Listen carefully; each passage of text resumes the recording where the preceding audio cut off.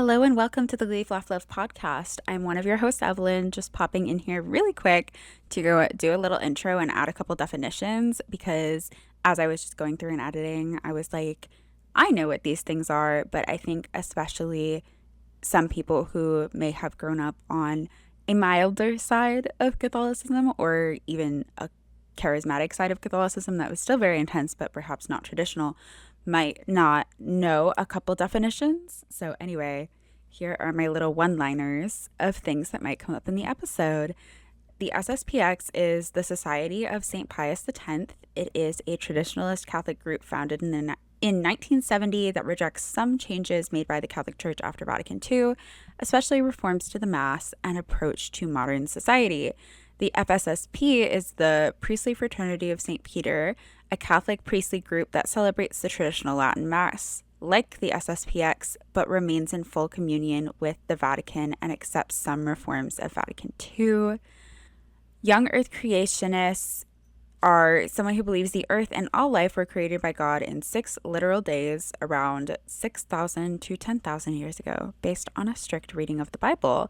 And teleology, Veronica does define, but like not immediately when they start talking about it. So anyway, teleology is the view that things in nature have a purpose or are directed toward an end goal, often used in philosophy and theology to argue that nature shows evidence of design. Okay, those are my little one-liners. Enjoy this episode with Kevin Non-Tradicath. And I'm so hyped we finally got him on the pod. I'm your host, Veronica. I use she, her pronouns. This is a podcast where we talk about life after high demand religion. When we were deconstructing, there weren't a lot of resources about the crazy kind of Catholicism we found ourselves in, so we decided to be a resource for others in that place. We may have left the church, but we're still laughing and loving. No matter where you're at with your faith, we're so happy you're here today. Well, welcome back, everyone, to the podcast. It is very great to be back after an unexpected hiatus. Evelyn's been doing a ton of interviews lately, so thank you, Evelyn, for putting in so much work and time into the podcast. We've had just a lot of, I think, scheduling issues with our jobs lately, but I'm super excited to be here today recording with Kath from YouTube. Hello, welcome, Kevin. Hey, Veronica, thanks so much for having me on. Yeah, do you want to give maybe a very brief intro to who you are? Cool. So my name's Kevin. I'm somebody who was born into the trad sect. I was born into the FSSP. I stopped being Catholic, or at least I stopped practicing when I was 22. And then a few years after that, I started doing YouTube stuff. And I guess I've been at the YouTube stuff for a few years since then. So I'm about to turn 30, and I do weird, long video essays on YouTube about Marian apparitions and Eucharistic miracles, things that not very many people care about, but things that the folks like you and we care about. The people who do care very, very much. And thank you for your service. Oh, of course. All right. So welcome to Spa Group, Kevin. What is your rose and thorn of Thank this you. week? Man, I should have, I knew that this was coming, so I should have thought Okay. about this more. But I think that my thorn for this week is just going to be work. It's both a rose and a thorn in the sense that they have me doing like a bubble assignment where I'm kind of working on stuff that's like a level above where I'm normally at. So that's great. But they have me really busy. I'm not used to being so busy, not at least at this job. I'm normally pretty good about not working weekends and stuff like that. I've been working a few weekends recently. But that's my thorn. But I think that my rose for the week is that we've got the 4th of July coming up and I get a Friday off of work. So that's going to be Yeah. It's a great my feeling. rose. It's a great feeling. Well, my rose is actually I'm quitting my job in this is my last week of Hey! work. So I'm super happy about that. The thorn Congrats. is job searching. So that's my life right now. I am still looking for a new job, but somebody set me up with a couple contacts. So I think something's going to pull through. Ooh. But in the meantime, I'm going to look forward to having a couple weeks off work to recuperate. It's important to rest between jobs, you know? Yeah. Those opportunities don't come up often. Right, exactly. You can't normally just take 2 weeks off work randomly, but well, all that being said, Kevin, I am super excited to finally be talking to you because I've been binging all of your YouTube videos since like November. When I first met Kane from Gay X Trad, that was like one of the first things that he asked me was, "Do I watch your YouTube videos?" And I was like, I did not know there was this whole like subculture for the ex-Catholics on YouTube. I couldn't find anybody, when I was leaving the church 3 years ago. So, yeah, You want to know why I think that is? Is I've noticed this. My videos, YouTube thinks that I'm Catholic. Like, I'm convinced that really. YouTube only shows my videos to Catholics. And my assumption is that the ex-Catholic niche is just so small that YouTube doesn't Yeah. even like know what to do with it. So they're like, "Oh, Hmm. Catholic, close enough." Right. So many of the comments on my videos are like, "Why is this in my feed?" I'm like, "I don't That's know, really man. funny. Like, I'm sorry." No, I think that's Yeah. true because I've talked to that with a couple other people at this point about how there's sort of like an ex-evangelical algorithm, an ex-Mormon algorithm, an Hmm. atheist, like ex-religious algorithm that I I definitely think that all of social media like put me in that box, in that bucket. But then the Catholics are like so hard to find within that, and you can't search to find them even sometimes. And they're not coming up with typical like ex-evangelical Protestant content, but I am like, honestly, I started deconstructing and leaving the church 3 years ago now. And watching your YouTube videos, it was sort of like, oh my gosh, I did not know that there were so many things that I grew up believing and just being told all of the time that just are not true, just don't have the evidence to back it up. Like, for example, about Our Lady of Guadalupe and the Tilma, that killed me. The fact there's no historical evidence for Juan Diego, the fact that the Tilma there isn't actually people in her eyeballs, like the reflection of the people watching her in her eyeballs. So there's so many things that we get told all of the time that you would think, well, of course they wouldn't be lying. We can like prove that or not prove it. So of course, like it must be true, but nobody actually ever proved it. Yeah, the Tilma thing is crazy to me too because so there's a Catholic influencer on Instagram, really nice kid. The handle is Jesus and whatnot, but he just did a video like a little 60-second Instagram reel on Our Lady of Guadalupe, and he talked about how the Tilma is always like 98 degrees like human body temperature, and how if you put your ear up to the Tilma, you can actually hear, and you have to put your ear up to the stomach of Our Lady, and then you'll hear a heartbeat, and that's the baby Jesus's heartbeat. And this is one of those claims that Oh my gosh. this is not the first time that I heard that claim. I heard that claim growing up, but then when I started doing my research, that was like the one thing that like even all the pro-Catholic websites would be like, guys, this one's not true. This one's an urban legend. But the reflections in the eyes is totally real, and the stars making music, if you graph it out, that's totally real and all that. But like that was the one thing that they said wasn't real. But some Catholic influencers don't even know that, like most Catholics don't even think that the Tilma is constantly 98 degrees. So there's like Wow. so much misinformation out there. And you're right, when we're kids, we just, we're told it and we kind of just accept it because we trust the people who tell Right. us. And then we grow up. So, speaking of though being kids growing up in Catholicism, can you just tell us a little bit about your background? I know you grew up in an FSSP parish in New Jersey that I think your grandparents were foundational in starting, right? Hmm. So my grandparents are Irish immigrants. So they moved to the U.S. shortly before or shortly after Vatican II. They moved to the U.S. and then all these changes happened to the Mass, and they didn't like them. So they teamed up with a couple other families and they bought this abandoned Protestant church and they turned it into a Catholic church. And for a long time, they were just inviting priests. Like they didn't have their own priest. It wasn't incorporated. This was an unincorporated Catholic church. So they're just inviting priests to come say the traditional Latin Mass. Eventually, the congregation grew. They had a vote. Should we join the SSPX or the FSSP? And the FSSP won narrowly, but the FSSP won. And so then I was born shortly after this vote. And so I was born into this kind of hybrid FSSP SSPX chapel. It's funny, you talk to some FSSP people and tell them my experience. They're like, wow, that sounds like so much more like the SSPX than the FSSP. But then I talk to other Hmm. SSPX people. They're like, oh, like you're liberal FSSP. But that's all kind of the trad politics. But that's the world I was born into, one of trad politics. Yeah. So I was born in 95 and I was growing up in the early 2000s. In the early 2000s in trad Catholicism, like all the trad Catholics that I knew. We were all young earth creationists. We were taught, so I went to school in the basement of the church that my grandparents founded. And the school taught me that women shouldn't have the right to vote. Like women's suffrage was a mistake. Yeah, I'm School. serious. We learned this in school. We learned, so our history books would have suggested essays at the back of the book. And one of the suggested essays was, what are the duties and the rights of black folk in America? What are their duties and rights? Now, I will say that even the teachers at our school, they were like, we're not going to write that essay. That's a little old fashioned. So we're just, we're going to move Oh my past that. gosh. But we still used the books. Our Oh my books gosh. were, not all of them, but a lot of them were from the 50s and 60s and stuff. So I kind of, yeah, I grew up in the early 2000s, like I was 10 in 2005, but in some ways, I kind of grew up in like the 1960s or something like Yeah. that because of just like the culture that I grew up in. That's like with the 1962 missile and everything. They're just like, we can't do anything after the Novus Ordo was introduced to the world. Everything has to be traditional, not just the liturgy. Yeah, stop the clock. Wow. And so that's where I grew up. I grew up in this FSSP chapel that was young earth creationist, that was anti-women's suffrage.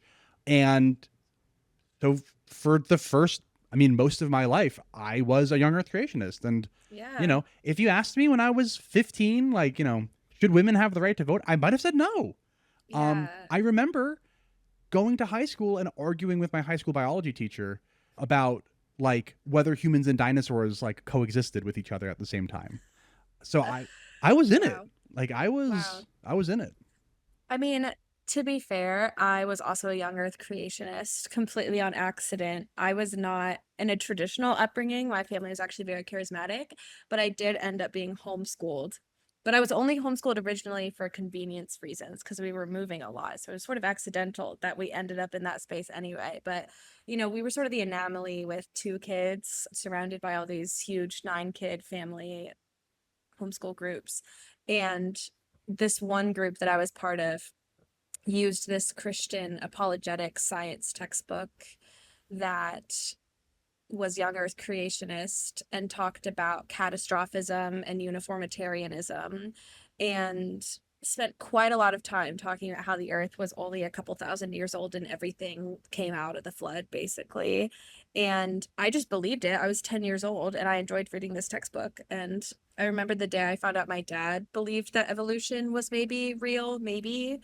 And I was like, really? And then he was confused that I didn't believe evolution was real.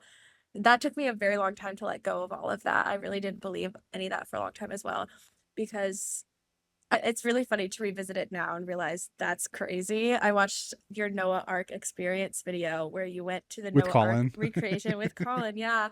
And I just was like, in shock thinking about the logistical implications of even just the flood story, and this is actually what I actually believed was very weird. Yeah. Something that Colin and I didn't talk about so much on camera was just how like jarring is one word that comes to mind, but draining is another. Like Colin and I were in the arc and after like 2 hours or something, we were like, we got to get out of here. Like it's too much. Like, yes, it's fun to kind of remember and laugh, but it's also a little bit painful to remember.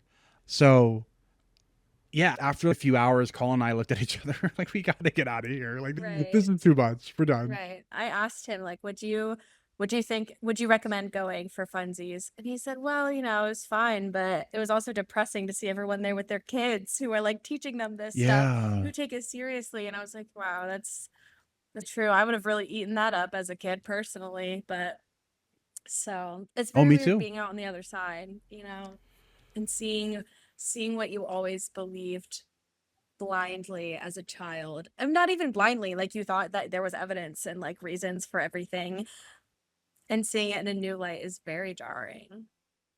Yeah. And the textbook that you're talking about, it wasn't a Becca brand by any No, chance, it was was it? not. I did not use a Becca. Okay. Okay. It was Apologia. Oh, okay. Yeah.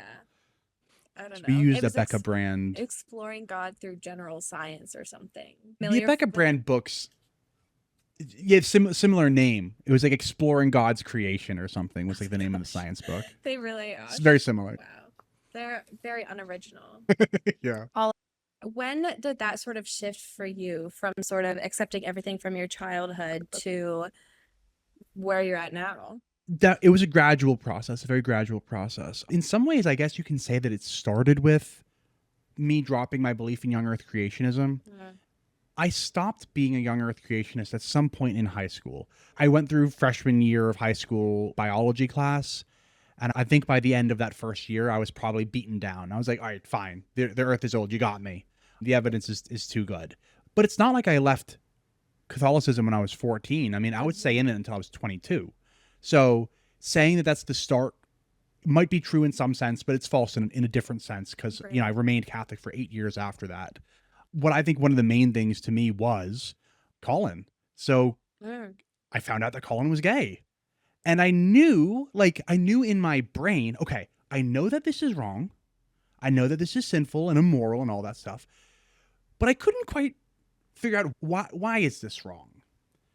I think I just lacked any kind of like moral intuition Mm. that it was wrong. But like I knew up here in my brain, I was like, no, like, you know, I've been told this, so I understand that it is. I just don't understand why it is. So all I have to do is start looking into it. So then that kind of started this slow process of me actually trying to dig into Catholicism, really with the intention of just figuring out why the things that I already know to be true are true. So I wasn't really questioning anything. But when I started reading about like Catholic sexual ethics, I was like, wait a minute, this stuff is kind of weird. So at the same time, I was going into college and I was taking engineering courses. I have a bachelor's degree in chemical engineering. So I was learning how the world actually works. Like I was learning real physics and real chemistry. And then I was also reading on the side about teleology, which is, you know, Catholic sexual ethics. That's what Mhm. Catholic sexual ethics is based off of. And I just thought to myself, wow, this teleology stuff just really seems like medieval pseudoscience. Like it just really doesn't seem true to me. So I wound up like trying to read like why is teleology true? And so much of it came down to like these arguments based on linguistics. Like, Right. oh, well, you know, purposes and things have purposes, don't they? You wouldn't deny that things have purposes. And then a lot of it also just comes down to appeals to people like Aquinas and stuff. Well, Aquinas is the angelic doctor, and Aquinas said so, therefore we know it's Mhm. good. I wound up coming to the conclusion, and I was probably still 2 years away from leaving the church at this point. I was like, yeah, I really don't think that it's sinful to be in gay relationships. And I remember even thinking to myself at one point, maybe it's still wrong to do the marital act before marriage. But like as long as like two men or two women get married first, then there's nothing wrong with Mhm. doing the marital act between. So like clearly I was wrestling with myself for a while here. Yeah. Um, but that was like one of the first things for me. And then after that, once I kind of realized like, wait a minute, the church can be wrong. Like, oh, so the church was wrong about the age of the earth. And maybe the Mhm. church wasn't wrong. Maybe just my community was. But then wait a minute, no, the church is wrong about its sexual Mhm. ethics. And then that kind of started the snowball for me. What about like the real presence? Like, do I really believe in transubstantiation? Oh, maybe I don't. Okay, well, maybe I should really focus on the resurrection then, right? All this biblical scholarship, that stuff is really solid, right?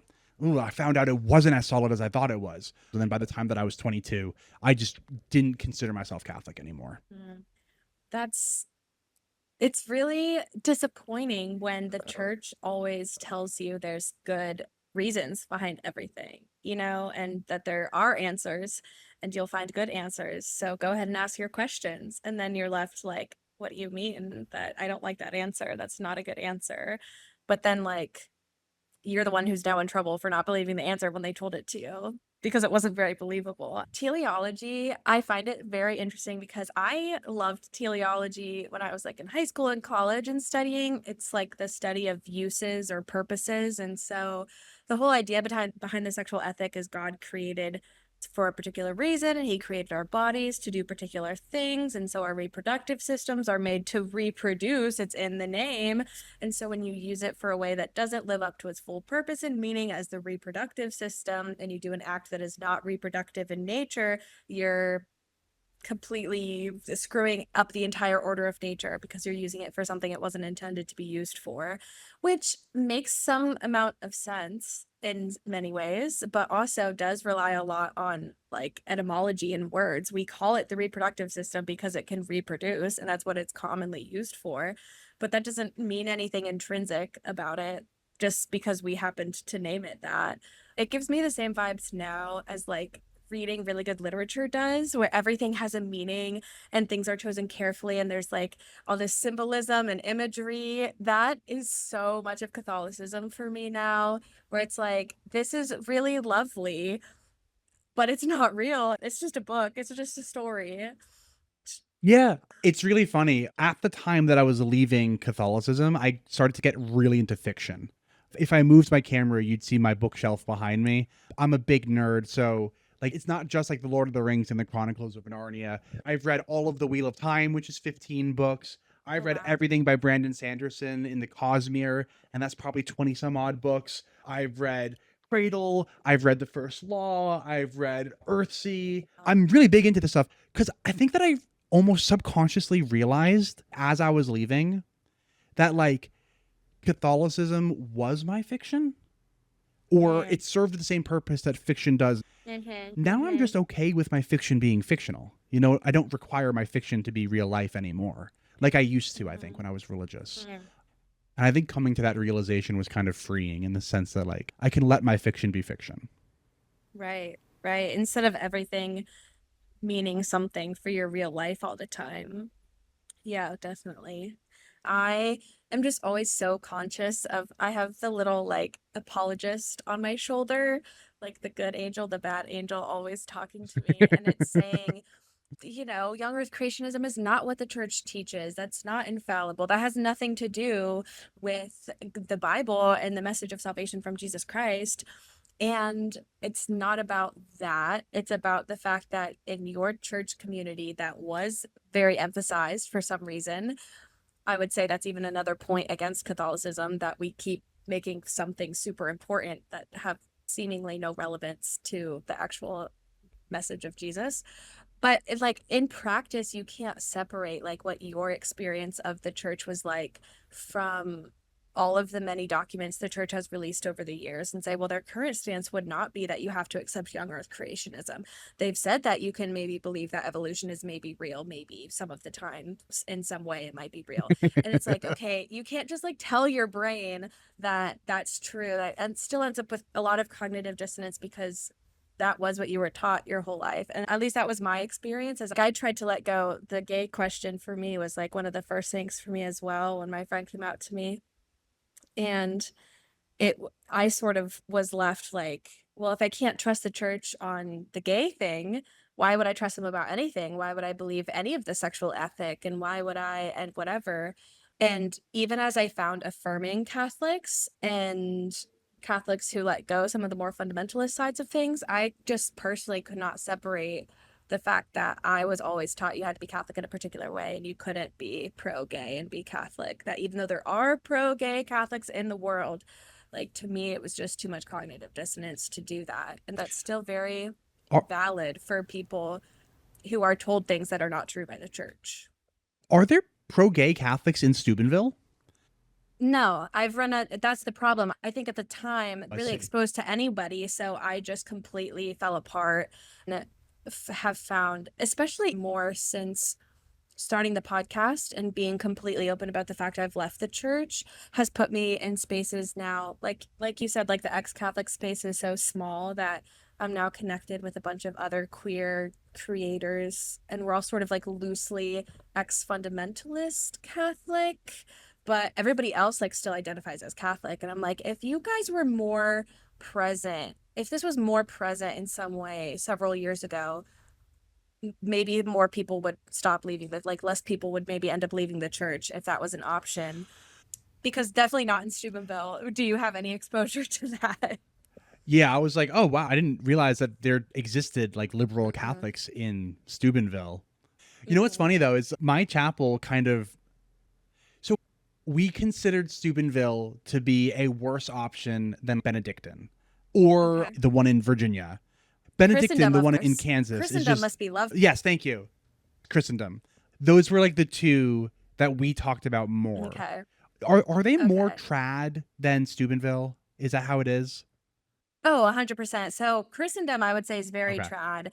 Benedictine, I don't know personally if they're trad or not trad. I would just call them not leaning on either side. So if you do Okay. lean, but if you were actually really traditional, you'd go to somewhere like Wyoming Catholic or, Thomas Aquinas or Oh, something. wow. Okay. That's my impression. Because those ones are like really hardcore. I find from everything I've heard, Benedictine is very similar to Franciscan in many ways, but Franciscan is very Okay. influenced by the charismatic movement. Yeah. Surprisingly, there are more trads now than there used to be in Steubenville and on campus at Franciscan as well. So, you know, it continues to be a huge point of contention between the charismatics and the rad trads. Do we pray the luminous mysteries or do we not pray the luminous Oh, yes. I had never heard of people not praying the luminous mysteries until I was talking to Colin. I hadn't heard of the luminous mysteries until I went to the March for Life or something. So my family said the rosary every day, and I was probably like 12 years old when I first found out about the luminous mysteries. And we went to the March for Life or something, and people were praying, and I was like, what? What are they? This sounds like the rosary, but those are the decades that I know. And so somebody Oh had my to explain to me, like, gosh. yeah, those are the luminous mysteries. And I'm like, there's no luminous Oh my mysteries. What are you talking gosh. about? Mm-hmm. That's so Yep. funny. I Did not remember know they the were real. first time that I looked in a prayer book and it had the mysteries of the rosary and it skipped luminous because most of the time all the paraphernalia that I ever had around the house included the luminous. And so the first time I learned that it was a recent development, so it wasn't in all of the books if they're older. So I didn't even know it was a point of contention until I was probably actually in college.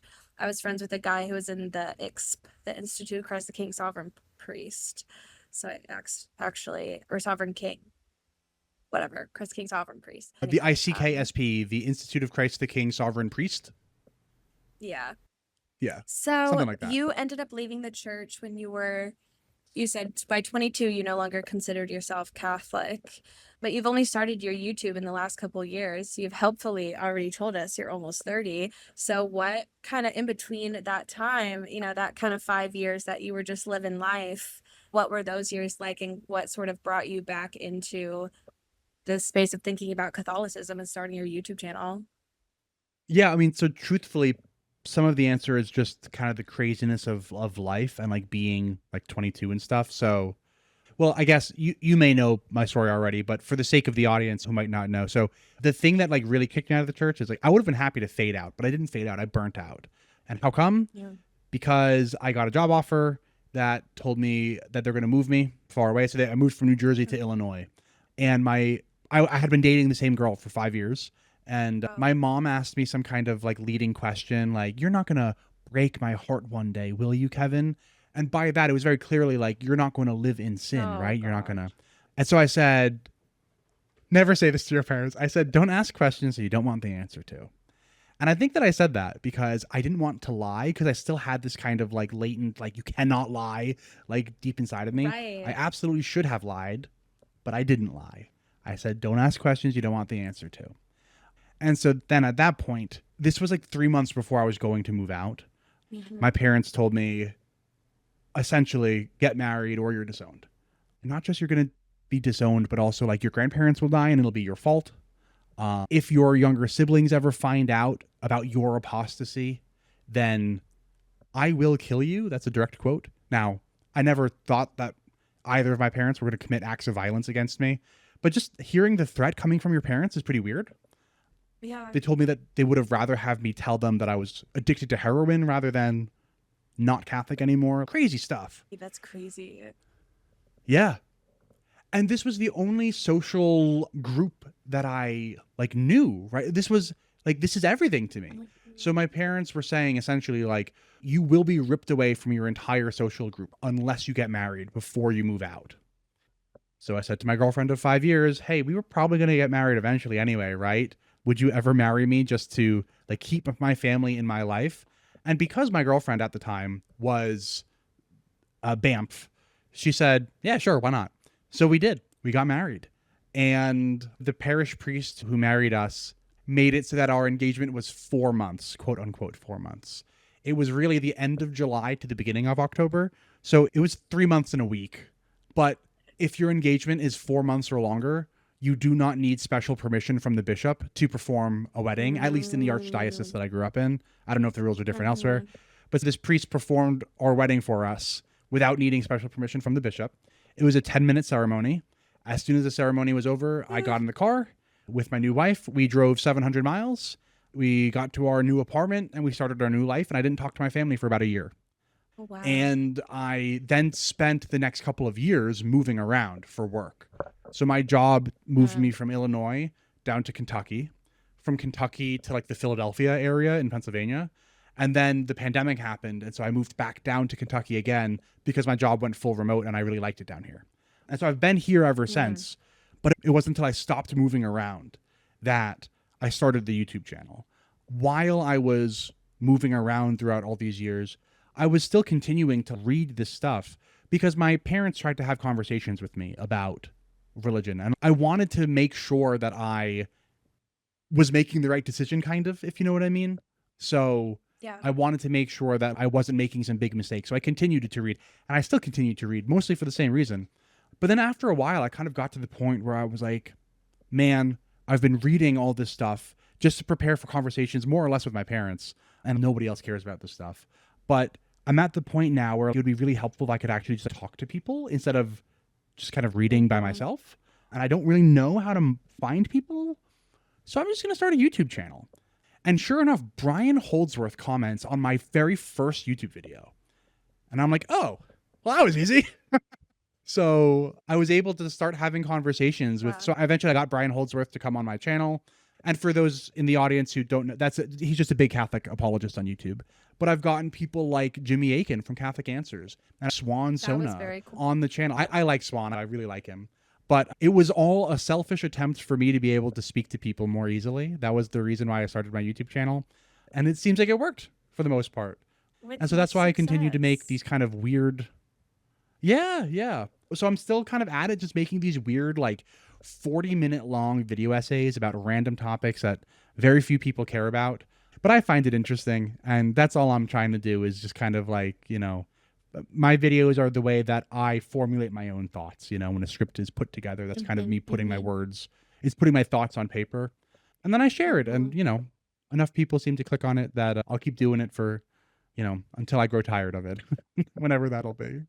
I feel like your channel is pretty unique in that you're sort of debunking popular Catholic myths, or especially the particularly Catholic things. So much of like an evangelical content where you just sort of talk about God in general, or the idea of organized religion in general, or the Bible, or stuff like that, can be relatable for a Catholic, maybe ideologically in some way. But when it comes to the actual practice of praying the rosary or having devotion to certain saints or apparitions or visiting apparition sites or going on pilgrimages and all that kind of thing, that's very uniquely Catholic, first of all, and second of all, things that we all believe that aren't part of doctrine necessarily, is very cool. I think, like, for me, I had to deconstruct a lot of other stuff about, I studied theology in college, so I knew a lot about theology. I had a very charismatic upbringing and went to a very charismatic college, so I was sort of unpacking a lot of those practices. But when I first started watching your YouTube videos, I was like, I never thought about Eucharistic miracles. I sort of pushed it out of my head because I was like, this will prove to be a problem. Like, exorcisms and Eucharistic miracles are sort of a problem that I just don't think is worth staying in the church right now, and I'll figure it out later. And by the time I was ready to think about it, you had made all these wonderful YouTube videos debunking them. Yeah, thank you for the kind words. And then, yeah, the reason why I make videos like that is because nobody else is. You're Right. right. The entire kind of ex-evangelical, ex-Mormon skeptic space, they do make excellent videos. And so, like, if I just kind of made those general religion, general God, general theism videos, that's all well and good. But I don't think that I can do it better than the people who are already doing it. But I wanted to know more about Our Lady of Guadalupe or the Eucharistic miracle of Lanciano. And there wasn't a whole lot of content on YouTube about those topics. And what there was on YouTube was clearly devotional. It was devotional content, right? It wasn't Mm-hmm. academic. So I guess I kind of figured like, well, if, you know, there is work out there on these things, it's just not on Yeah. YouTube. So somebody's got to kind of bring that stuff to YouTube. And I'm glad that I have too. I've kind of found my little niche in my obscure video essays about these weird topics. But yeah, I get emails too from folks who've thanked me for doing these kind of weird video essays because, yeah, there are some people who are super dedicated to random Marian apparitions that none of the big evangelical content creators even have heard about. Right. I'm glad that I've been able to kind of fill that little niche, I guess. Yeah. I remember I watched your Lourdes video recently. I think it was maybe the Lourdes one where like the top pilgrimage sites in the world. Lourdes isn't even up there. It's like number 6 or something like that. That Mm-hmm. was like very earth-shattering for me to find that out even now today. It was like, really? Like, Mm-hmm. I guess that's why when I The talk about it, number nobody knows one. what it is. Yeah. Well, you know what's funny is like over here in the West, nobody knows what the number one is. I mean, they'll have heard of it, but if you said to anybody on the street in like the U.S. or Canada or Mexico, like what's the number one religious pilgrimage site in the world, nobody would guess it's the River Ganges in No. India, but it is. That's crazy, Mhm. So you might think it's Lourdes if you grew up like I did. Yeah, I would Yeah. probably think it's Lourdes. Yeah. But no, yeah, Lourdes doesn't hold a candle to the River Ganges. It helps to put some things into perspective. It's helpful both to have people talking about this kind of thing, but also to have it in the perspective of, okay, this is not every single person in the world is a Catholic who believes in Fatima or the Eucharistic miracles in Argentina, for example. Yeah, it is helpful to kind of look at the big picture, I think, every now and then. See the forest for the trees. Yeah. I am curious, what are a couple of your favorite projects that you've worked on, or like you've talked about different Eucharistic miracles, you've talked about different saints like Juan Diego and his background, more specifically about a particular apparition than about the visionary or stuff like that. Do you have anything that has been sort of your favorite thing to research or create videos on? Yeah, part of me wants to say it's Eucharistic miracles. Why? Because like I'm a sciencey kind of guy, and the Eucharistic miracles kind of give me that chance to do the science with the Catholic part of it. But I also thoroughly enjoy the history side of things, and so that's why I really enjoyed reading about Juan Diego and his historicity or non-historicity. But I've also enjoyed doing things like there's the more ancient ones, like Our Lady of Mount Carmel. So that apparition would be 300 or so years older than Guadalupe is supposed to be.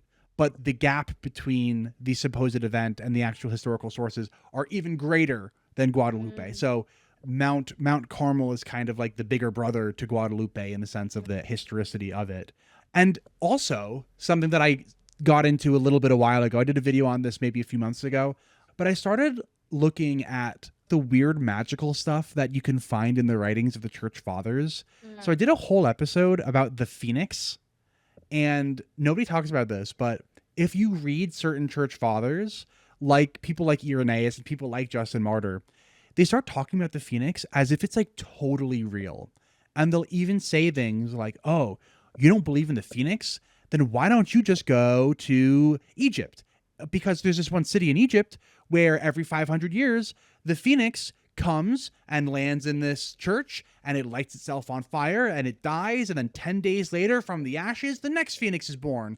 And then it flies off again. And the priests have a book where they record the year. So they know the exact year that the phoenix is going to come back. And sure, maybe it's not coming in our lifetime, but like our grandfathers, they knew about it and they wrote it down and it's in this book. So like the phoenix, dudes, like, and by the way, Jesus is just the better phoenix. Like the pagans have the phoenix, but we have Jesus. And if the phoenix is real, then Jesus is like definitely real. And it's just like really funny to like realize that like the Wow. ancient world was just weird, man. The ancient world Yeah. was just, Yeah. there's all this wacky stuff going on in the ancient world. And now I don't think that there were actually phoenixes, but I think that people believed in wacky stuff all the time. And so I think that like when you kind of put ancient sources into their cultural contexts, it makes all these claims of like the trads in particular really like to point to like early Christian church fathers as historical sources. and then say like, oh, look, like these people were taking the resurrection seriously, therefore we should all take it very seriously as well. And then like my counter to that is like, yeah, they took a lot of stuff seriously, man. Like, Yeah, what are they your took the opinions on phoenix phoenixes? seriously. Yeah.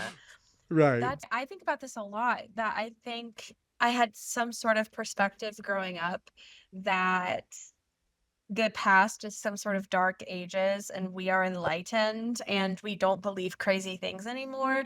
So back in the day, people didn't really know science, so they believed you could leech people and bloodlet people to make them healthy. They believed that you were sick because you had demons. And now we know that, you're only sick if you have a demon sometimes. Sometimes you are just really sick, but sometimes you still do have a demon. And that's perfectly legitimate. That's completely different than thinking your sickness is a demon if it's only sometimes. Like, and I think realizing my perspective on that has been so, I don't know, and thinking about history and thinking about in historical context, this was just normal for people, like the creation story. People have creation myths. Ours is not any different than other creation myths. There's nothing special pointing it out as real. It's just that we believe our creation myth because it's ours. And that was really crazy to me, to put it in the context of every other religion instead of just listening to Catholicism when it says that we are so unique compared to everything else, to realize it's just one among many religious traditions in the history of the world. Yeah, putting these things into the historical context it's fascinating, but it's not always the most flattering light to Right. put things in, Right. for hyper orthodox, Right. hyper conservative fundamentalist religion. I think putting things into the historical context is well worth it, even if it means that we do have to shed our hyper fundamentalism. I am really curious.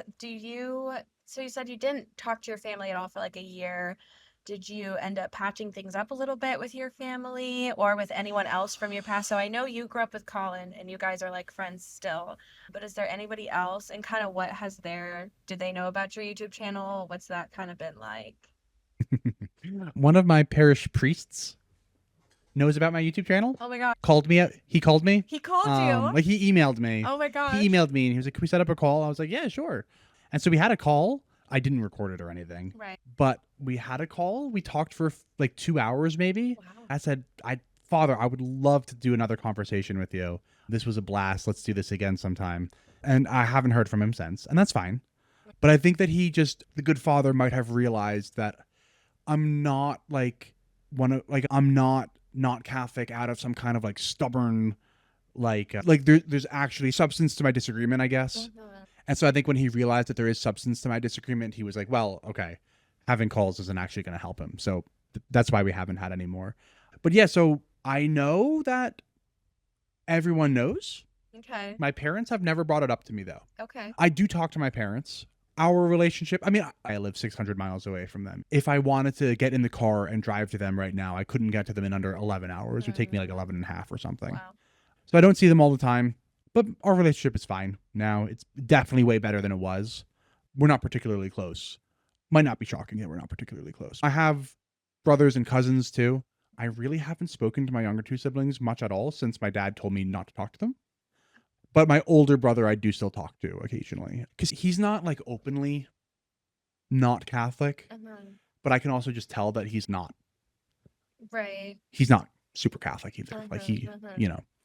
And I still have a few other friends too from the chapel who are openly not religious Okay. now, who I still talk to. None as close as Colin, but I have a few other friends. But 99% of my social life here is entirely different than what it was in New Jersey. Shortly before this call, my neighbor called me and said, "Hey, can you help me close the window blind? It's too high up and I can't reach it." So like I went over to her house and helped her close the window. Like that's kind of just like, I'm friends with Wait, my neighbors you're down like a here and nice stuff. person who does charitable things for people just to be nice to them? I know I could have sworn that without being Catholic, this would be impossible, but somehow I still find it in my heart to do good things, even without the fear of hell driving me to The do good grace of things. God I know, still it's moves crazy. within you to give you that charity. Yes. Wow. Well, nice. Do you have anything else that you wanted to add or chat about? Yeah, so I'm kind of just curious with your guys' podcast. Mhm. Do you I get so many Catholics who are just very angry with me in my comment sections and stuff. Do you guys get angry Catholics emailing you and stuff like that? No, I I'm think just it's curious to compare YouTube. I notes. think it's YouTube because we talked to Kate about this as well. Kate gets also a lot of Catholics or a lot of people who are still religious or disagree with him, and we seem to not. I will give a couple caveats to that. All of our listeners are lovely, our followers are lovely. Evelyn had a very big social media presence prior to us starting the podcast. So a big amount of our listeners, I think, were just people who already followed Evelyn. She has 100,000 followers on TikTok. Wow. So she has like this, people who have followed her for years and also sort of deconstructed or realized they were gay and then just sort of like are. So we found like a very particular niche of girls in their 20s who have like weird relationships with the church. And that is our main source of like listeners. We want to try to level up our video game though.